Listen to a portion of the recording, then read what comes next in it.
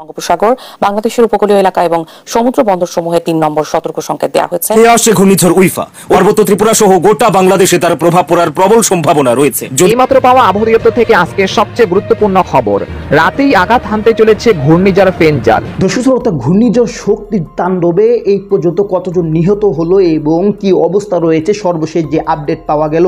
দর্শক শ্রোতা, আজকে ভিডিওটি খুবই ইম্পর্টেন্ট ভিডিও এবং ঘূর্ণিঝড় শক্তি যে তাণ্ডব চালিয়েছে এতে অনেকের বাড়ি ঘর এবং অনেক লাশ নাকি ভেসে আসছে পানির সাথে। তো কথা না বেরিয়ে চলুন আমরা ভিডিও মূল আলোচনা চলে যাই। ভিডিও মূল আলোচনা চলে যাওয়ার আগে আপনার কাছে আমার ছোটো করে একটু আপনি প্রত্যেক মুহূর্তের আপডেট পেয়ে চলে অবশ্যই চ্যানেলটি সাবস্ক্রাইব করে দেবেন এবং পাশে থাকা বেলকনটি ক্লিক করে দেবেন, তাহলে প্রত্যেক মুহূর্তের আপডেটগুলো সবার আগে পৌঁছবে আপনার কাছে। দর্শক কথা না বেরিয়ে চলুন আসলে ঘটনাটি তাহলে বিস্তারিত দেখে আসি। ঝড়ের কাজই হচ্ছে সবকিছু উজাড় করে প্রকৃতিকে ছন্নছাড়া করে দেয়া। সবসময় শুনেছেন, দেখেছেন ঝড়ে ঘরের চাল উড়ে যেতে, গাছ উড়ে যেতে, কিন্তু কখনো কি দেখেছেন আস্ত ব্রিজ উড়ে যেতে? জি, ঠিকই শুনেছেন। শক্তিশালী টাইফুন ইয়াগির ভয়াল তাণ্ডবে যেন বদলেই গেল একটি দেশের মানচিত্র। তবে আশ্চর্যের বিষয়, ঘটনাটি ঘটেছে ঘূর্ণিঝড়ের পরবর্তীকালে। ভিডিওতে দেখা যায় ব্রিজে গাড়ি চলছে, হঠাৎ করেই কিছু বোঝার আগেই যেন এক অদৃশ্য শক্তির জোরে ধসে পড়ে সেতুটির একাংশ। আর এমন ঘটনার রাজসাক্ষী ছিল ভিয়েতনামবাসী। চোখের সামনে এমন দৃশ্য দেখে বাকরুদ্ধ যেন প্রত্যক্ষদর্শীরা। মনে হচ্ছিল মৃত্যুকে খুব কাছ থেকেই দেখেছেন তারা। ৭ সেপ্টেম্বর শনিবার ঘন্টায় ২০৩ কিলোমিটার বেগে দেশটির উত্তরাঞ্চলে আঘাত হানে এই ভয়াল ঝড়, যার প্রভাবে ইতোমধ্যে ৯০ জনেরও বেশি মানুষ নিহত হয়েছেন। নিখোঁজ রয়েছেন অন্তত ৬৬ জন। শত শত মানুষ আহত হয়ে হাসপাতালগুলোতে চিকিৎসা নিচ্ছেন। সবচেয়ে বেশি ক্ষতিগ্রস্ত হয়েছে ফুথো প্রদেশের ফোংচাও সেতু, যা সোমবার ধসে পড়ে। ওয়ালটন টেলিভিশন মাত্র ২৫,৪৯০ টাকায় পাচ্ছেন গুগল টিভি। এই সেতুর ধসে পড়ার মুহূর্তটি ধরা পড়ে একটি গাড়ির ড্যাশ ক্যামে। ভিডিওতে দেখা যায় সেতুর একটি অংশ হঠাৎ করে ভেঙে পড়ে এবং কিছু যানবাহন নদীতে পড়ে যায়। এই দুর্ঘটনায় 10টি গাড়ি ও 2টি স্কুটার নদীতে পড়ে যায়, যার মধ্যে কয়েকটি লরি এবং মোটর বাইকও ছিল। উপপ্রধানমন্ত্রী হো ডাক ফোক জানিয়েছেন, এই ঘটনায় এখনও নিখোঁজ রয়েছেন 13 জন এবং তাদের উদ্ধারে অভিযান চলছে। একজন জীবিত উদ্ধারকৃত মোটরসাইকেল আরোহী এনগুয়েন মিনহো হাই জানিয়েছেন যে পড়ে যাওয়ার সময় তিনি এতটাই আতঙ্কিত হয়ে পড়েছিলেন যে তার মনে হয়েছিল তিনি মৃত্যুর মুখ থেকে ফিরে এসেছেন। এই ধরনের অস্বাভাবিক দুর্ঘটনা ভিয়েতনামে খুব কমই দেখা গেছে। সেনাবাহিনীকে দ্রুত ধসে পড়া সেতুর অংশে পন্টুন নির্মাণের নির্দেশ দেওয়া হয়েছে, যাতে তল্লাশি এবং উদ্ধার কাজ দ্রুত সম্পন্ন করা যায়। টাইফুন ইয়াগি, যা গত ৩ দশকের মধ্যে ভিয়েতনামে আঘাত হানা সবচেয়ে শক্তিশালী ঝড়। বিদ্যুৎ বিভ্রাটের কারণে প্রায় ১৫ লাখ মানুষকে অন্ধকারে দিন কাটাতে হচ্ছে। ঝড়ের ফলে ৪৪ জন ভূমিধস এবং আকস্মিক বন্যায় প্রাণ হারিয়েছেন। এছাড়া ঝড়ের কারণে স্যামসাং এবং ফক্সকনের মতো বিশ্বখ্যাত প্রযুক্তি কোম্পানিগুলোর উৎপাদন কেন্দ্রগুলিতে বড় ধরনের বিঘ্ন ঘটেছে। জলবায়ু বিশেষজ্ঞদের মতে, জলবায়ু পরিবর্তনের কারণে টাইফুনগুলো এখন উপকূলের কাছাকাছি আরও শক্তিশালী হয়ে উঠেছে এবং বেশি সময় ধরে স্থলভাগে অবস্থান করছে।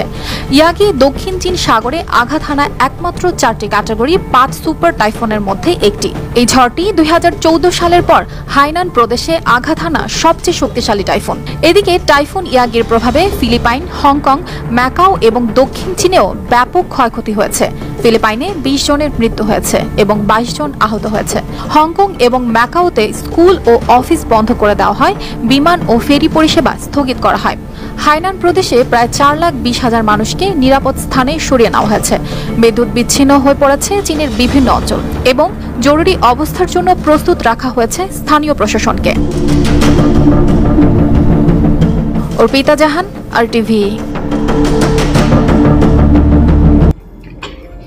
তো দর্শক, আপনার ভিডিও দেখলেন। ভিডিও দেখে যদি আপনার কোনো মন্তব্য থাকে তাহলে অবশ্যই কমেন্ট বক্সে আপনার মূল্যবান মন্তব্য জানিয়ে দেবেন। দর্শক, কথা বলতে বলতে আমরা ভিডিও শেষ পর্যন্ত চলে এসেছি। ভিডিও শেষ করার আপনার কাছে আবার অনুরোধ করছি, আমরা আরও একটি ভিডিও দেখব যেটাতে আমরা আরও কিছু তথ্য আমরা জানতে পারবো। দর্শক, চলুন আমরা সেই ভিডিও বিস্তারিত দেখে আসি।